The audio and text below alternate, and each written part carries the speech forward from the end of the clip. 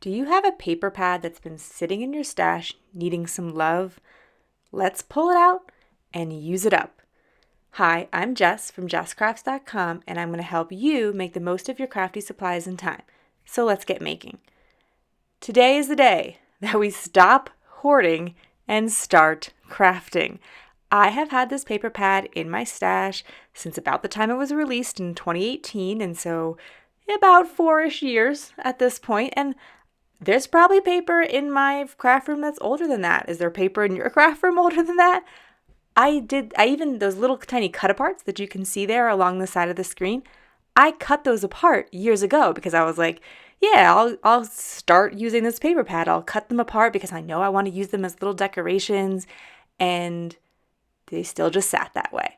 So today's video is all about showing you how you can get out any paper pad and get started. And I'm doing a 6x6 paper pad today, but you could do this with 12x12, 6x8. I have a couple other sizes on my blog. I am using my templates from jesscrafts.com. They are paper busting templates. They're kind of like one sheet wonders where you use up the entire sheet of paper without leaving any scraps. And they create a various amount of cards per, and sometimes they're A2, sometimes they're 5x7. Like, if you have a kind of card you like, I also probably have templates for that. So I'm making A2 size cards. I'm using 6x6 paper. I went to my collection of paper busting templates for that size, and I just picked a few that I thought I hadn't used in a while, or my favorites. I use One Sheet Wonder number 22 way too much, probably, because it's just incredibly simple, but I think it turns out cute. We'll talk about each template as we go. Here, I'm just picking papers to go with each template. So I decided what size paper pad I needed and what size card I wanted to make. And over on jesscrafts.com, they are sorted by both size of paper and size of card. So you can pick whichever one is more important to you. And then you can print out the coordinating templates for that size. Then I start picking out which papers I think will go well with each template. Sometimes a template needs to have a paper that is non-directional, meaning that it doesn't have a clear top and bottom. Sometimes a template can use a directional pattern paper, and some of the ones in this particular one, this is Doodlebug Sweet Summertime, these have a lot of directional patterns. That's fine because I have a lot of sketches that are directional. So I am pairing each sketch with whatever paper I think will work best with it. If I pick a paper, I'm using both papers from the collection. So in most collections, there's 2 or more of each sheet like matches. And in this case, there's 2 of each one. So if I like it, I pull out this second sheet of it. In order to use up all the pieces of paper, there are 24 sheets, but I'm only using 6 sketches. 2 of the sheets of paper have been used as those cut aparts, so I already cut them up. And that means that I have 22 sheets left. So most of the templates, I am going to pull out 2 sheets of pattern paper that work well with it, or like 2 patterns, and then which would be 4 sheets in all. And then what I'm also doing is I am considering which of the cut aparts will work well with both the template and the paper that I've picked, and I'm setting those aside too. These are going in plastic folders that I have picked up at Amazon. They have a little Velcro closure there, which I have seen those ones that have like tie closures, or like you slip it in, and personally, Velcro closures have worked really well for me. These also have holes in the sides so you can keep them in binders. I tend to, once I've kitted things up, like I've set aside the papers and all of that, I can then stick these in a larger tote bag and be crafting on the go. And I find that really convenient. Thinking summertime, a lot of you are probably taking trips. Like a lot of people like to go camping on the weekends, and you're really just there to relax. This is the kind of crafting that you could do a lot of it on the go, because once you've set up your kits, you kind of just need a paper trimmer, adhesive.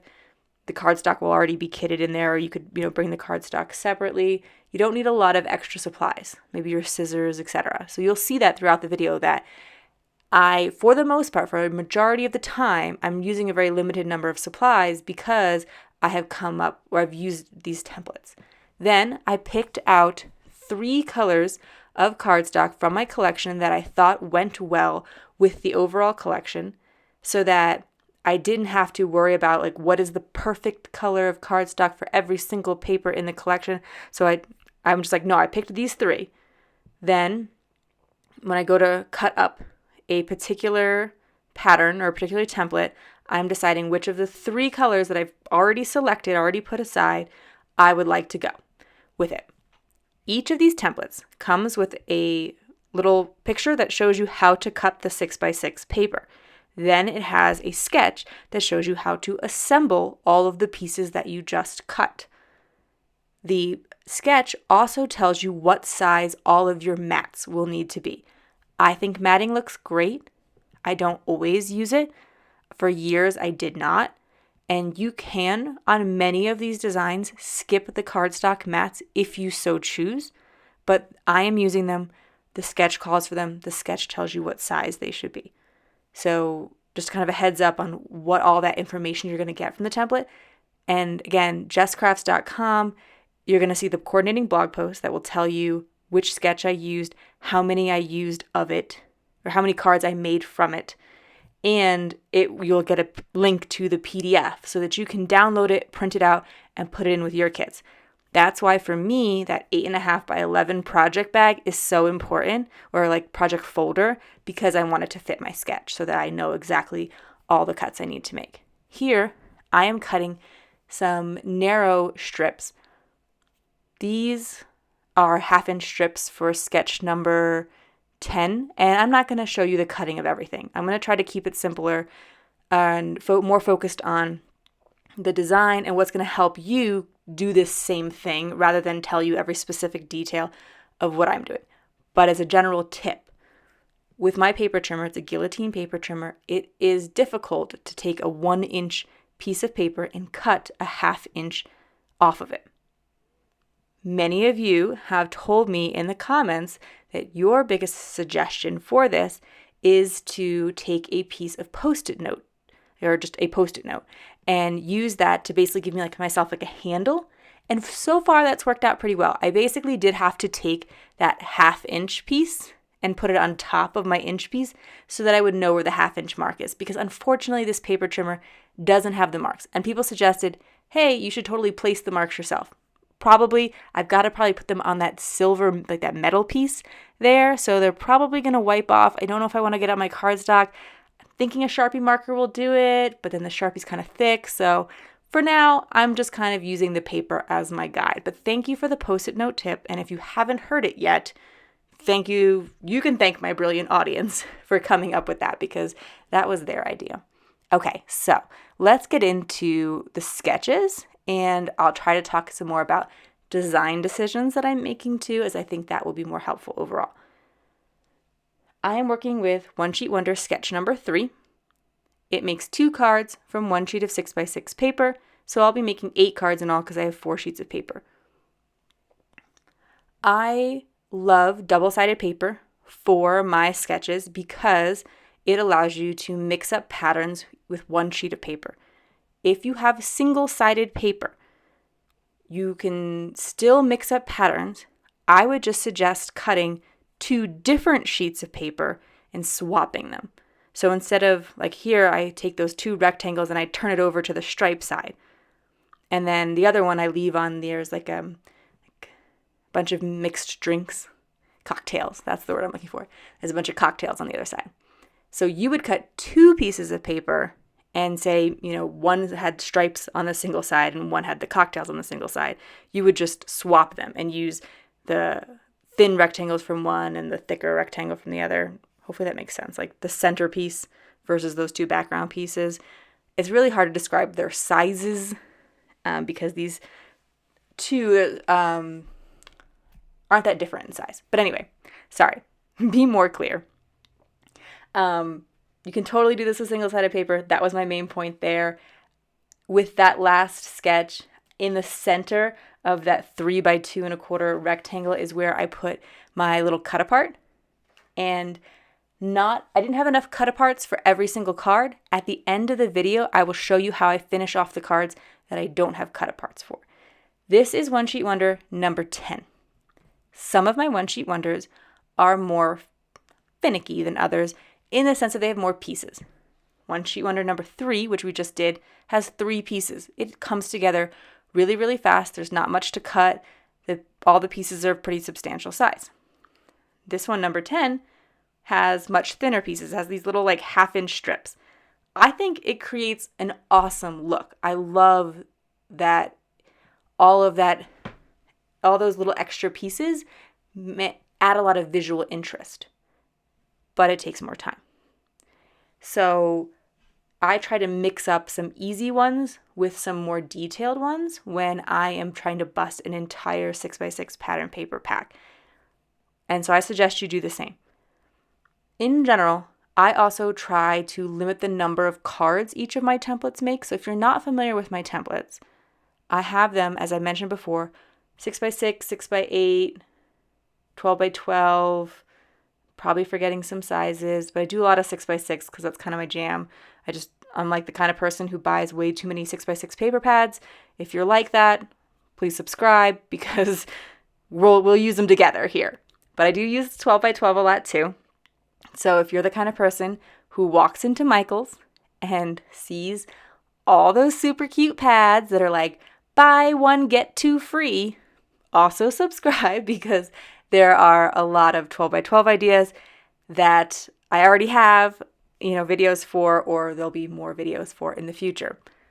But I tried to limit the number of cards that are made because if you're using up an entire 12x12 pack of paper, especially for instance, and my templates made 12 cards per piece, and you had, a 50 sheet, which I've seen plenty that have more than 50 sheets in it in a paper pad. Well, 12 times 50, you're like making 600 cards. Like that's crazy. So I try to limit it. They make 4 to 6 cards. My 6x6 templates often only make 2. Sometimes, and I'll show you one of them. One today is going to make 3, another one's going to make 4 because, sometimes I come up with an idea that makes a few more. And that might be great for when you have that like precious piece of paper that you do want to get a lot of cards out of. But I digress. Just kind of wanted to give you the heads up that if you feel like this method seems like it's just going to make a massive amount of cards, it doesn't. Overall, I really try to be conscious of that. This sketch calls for you to make this centerpiece horizontal. My paper was directional. It had a clear top and bottom. Therefore, I had to keep the rectangle in the portrait fashion. And so, no problem. I just changed up the sketch and did the general same layout. All of these sketches, be flexible with. You don't have to do them exactly how I am. I'm just trying to show you how to cut the paper to create no scraps.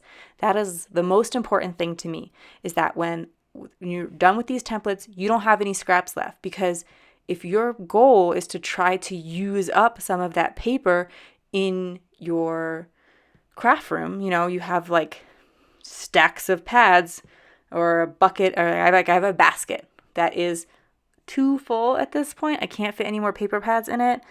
And so I really, really need to use some. So if you're like me and that's where you are, you don't want to be creating a bunch of cards but still have a pile of scraps left. You want that paper pad gone. You want to recycle the cover and be done. So that's what I do.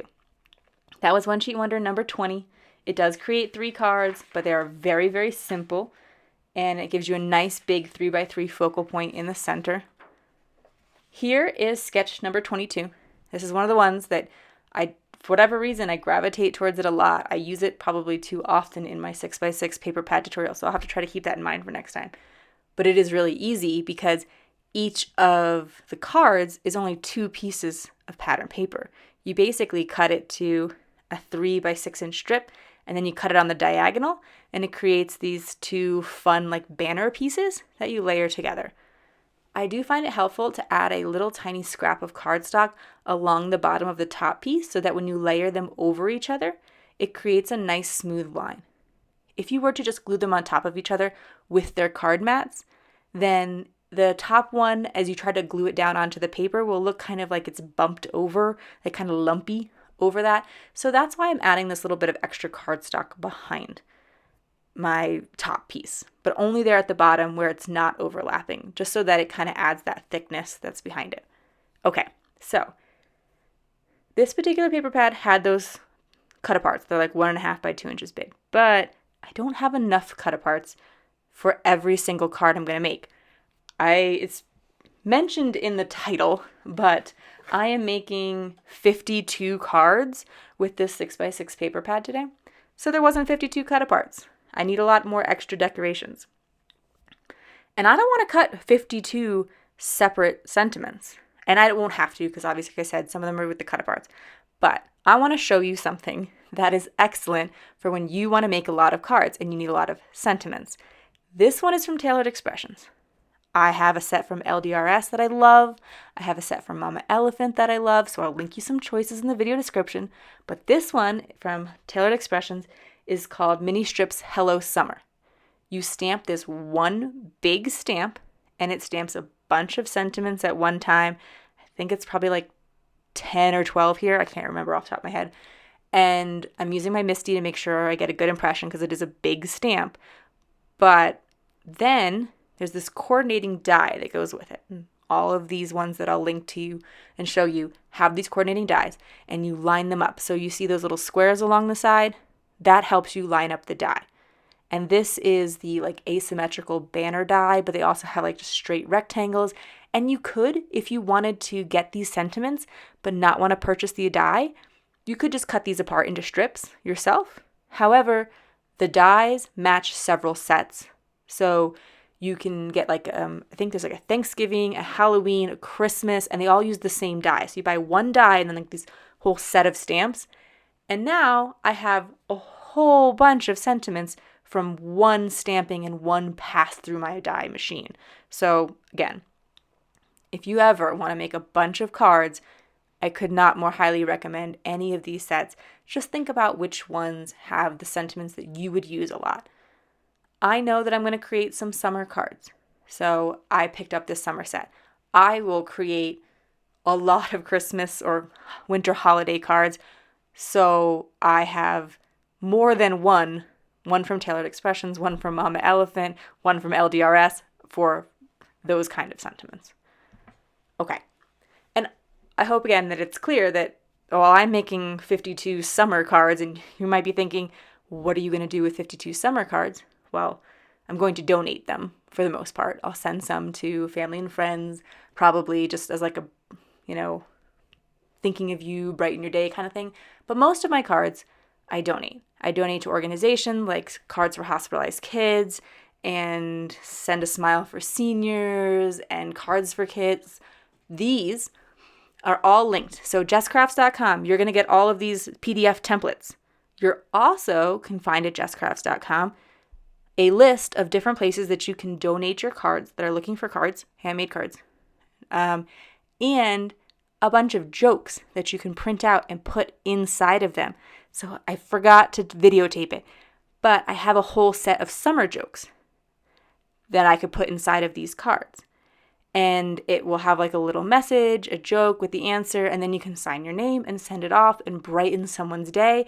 You can use those whether you're donating your cards or whether you are sending them to these organizations. Now, always check the requirements of each individual organization. I do not work for or am affiliated with any of them. I'm just trying to share resources with you. I assume that you all are like me and you make cards because making cards makes you happy. And giving them away also makes you happy. So I want to help you to make cards and get them in the hands of people as easily as possible. So that's why I'm providing all of these resources for you. This is that I'm working on right now. I talked way over sketch number 29. Sketch number 29 is super simple. It gives you a big old giant area to add embellishments though. So if you're the kind of person who likes to color stamps and add them to your cards, sketch number 29 is a good one for you. This is sketch 32. This one makes 4 cards per piece of 6x6 paper, which is a little excessive. It's not always my go-to, but it has this fun little geometric square design, and you can then place one of the cut aparts in the center, and then I'll show you an alternate design idea. for when I run out of cut-aparts. You might notice I'm gluing little random bits of cardstock to the back of some of my cut-aparts, some of my embellishments. I'm using that instead of foam tape. So rather than putting foam tape on the back to pop it up a little bit, I'm using scraps of cardstock that I glued together, and I'm putting that to add a bit of dimension. So you can totally use foam tape. I'm just cheap and I want to buy more pretty paper, even though I do not need any more paper, as I've explained to you from my overflowing basket of paper. But anyway, I like to save money on buying foam tape to buy other pretty things instead. Now, this is the part where I show you how I decorate some of the other cards that didn't have the cut apart. So I want to just give you some general ideas. One of the best things about double-sided paper is the person who designed the paper designed the two patterns to work very nicely together. So you don't have to think too much about like what makes things match. Awesome. But when you're coming to this part of the design process, I know, for instance, on that card with all the little background strips, that my focal point is going to be on that larger rectangle. So when I look at a pattern paper, I consider, is there one side of the pattern paper that would be good for decorating? So that pink tone-on-tone floral pattern, great for adding stickers on top of and a sentiment on top of. The paper with the palm trees, one side is green, one side is like brown with the green palm trees, but the other side is just tone-on-tone brown palm trees on a brown paper. Well, that's the part that I'm going to use as my focal point. And then the stickers are going to pop off it. These are the coordinating stickers with the collection. I will often purchase stickers or ephemera that matches any collection that I like, because then I can create cards a little bit more quickly and they're still super cute. However, since I don't think they had them yet when this collection came, because it's been a few years, as I mentioned, but Doodlebug now makes coordinating stamp sets that go with their collection. So that's another possibility too if you're more of a stamper. Here, I'm working with a striped paper. I kind of messed up. I probably should have used those stripes in the background and that pink polka dot that's tone on tone as my focal point. Well, I didn't. And so I made life a little bit harder for myself. And I almost put that, there's a Adirondack chair, I think that's what it's called, a beach chair. And that's stripey, and I almost put it on top of striped paper. Didn't work. So instead, I went into the stickers and I found like a more solid sticker, in particular, these little ice pops, and I'm arranging them. In general, I would consider things like arranging things in odd numbers tends to look good, although you don't always have to, because I did plenty that were just two things. Slightly overlapping two things. So like when I put the two little cocktails together, I slightly overlapped them, or I'll slightly overlap this bag under the palm tree. That tends to look good to give them a little bit of like interaction with each other. Also, as an alternative, is to evenly space things. So when I laid down those ice pops, instead of overlapping them, which I could have done, I instead made sure they were evenly spaced, and so they were kind of lined up in a row. And that's just the kind of things that you can consider when you are making a little, I think the word for it is vignette of embellishments, like a little scene, if you would. Not that these are always like complete scenes, because I'm just like putting two drinks next to each other and neither one of them is sitting flat on the table because there's no table, that kind of thing. It's like, so that's why I'm using that word instead, vignette. And so anyway, when you're creating them, those are the kind of things you want to consider, is how are you causing things to interact with each other. You don't want to just be sticking them like randomly all throughout that entire section of paper you have to cover. So here, rather than, spreading them all over, putting them in different ways all over the paper, I've just sort of gathered them together. And in general, that's going to be what you want to do. Okay. At this point, I'm even running out of stickers. And this is an older collection, so while I think there's a few out there you can still get, there's a few places that still have the stickers or the pattern paper, whatever, I don't want to go purchase more and wait for it to come in the mail.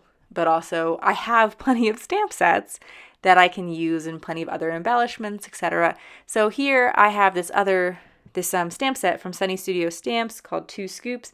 This is an older stamp set.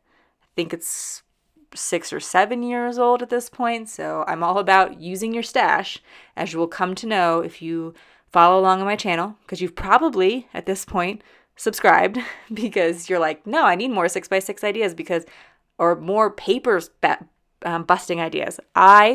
You're thinking, I, like Jess, love pattern paper, but I want to use it. So anyway, if you subscribed, you'll get more ideas for using older stamp sets too, because I love buying new stuff. I'm not going to pretend like I don't, but I also have a lot of stuff that I already need to use in my stash, and that's what you'll see here. I am using a stamp layering stamp. I'm using a MISTI. I'm spoiled, and I have 2 MISTIs. So it's nice because when you're doing something like a layering stamp here, you can see that I can put the cone in one MISTI and the ice cream in the other, and then I can stamp multiple on one sheet of paper, and it's causing me to save a significant amount of time. But totally can do this with one MISTI. You can totally do this without a MISTI or whatever stamp positioner you like. There's other ones out there. But it's fun that, you can save time and do it more quickly by having these little tools out there. I also have a little press tool that I'm using to make sure that I get a good impression with my MISTI here. And that is from Twiddler's Nook. It has like a little felt pad on the bottom, and it allows you to rub it across the MISTI so you don't have to use your hand, which, not that that's a big deal, but it's just like one of those fun little crafting tools to have. I decided to go with some pink ice cream because I knew that it would go well with the pattern paper that I had left. I'm going to put this on a blue background so it'll really pop off that. But the thing I wanted to mention about layering stamps like this is for my people who do not like coloring. If you like stamping, but you do not like coloring, as I'm sure you know by now because they've been out for a while, but you should get some of these stamp layering stamps. There's so many beautiful ones out there. Hero Arts makes a lot of really gorgeous ones. And so when somebody sees that card, they're like, wow, what a cool embellishment. How did you even do that? And I chose 2 colors of ink, but you can of course do it with 1 color of ink as well by just doing a stamp off kind of thing. There's other people who have all kinds of great videos about stamp layering stamps. Here's another thing. I am trying to finish off sketch number 32. I don't have any more pattern paper, but I still took one of the coordinating colors of cardstock that I picked. I die cut out a circle with a little bit of stitching around it, and that's going to give me a place to put my stickers. So you do not always, the sketch just says put those 4 little squares there, and you're like, that doesn't really look finished, Jess. And I'm like, yeah, totally, it doesn't. Because I don't tell you where to put your sentiments on the sketches. I don't tell you where to put your sentiments. I don't tell you where to put your embellishments. Usually it's pretty clear after some time where they would probably go, but just wanted to show you another idea for that. If you found this video inspiring, here's another video where you can find more ideas for enjoying your crafty time and supplies. Let me know you like this video by sharing it with your crafty community. Subscribe and click the bell so you don't miss the next template tutorial, and check the video description for product links. See you in the next video.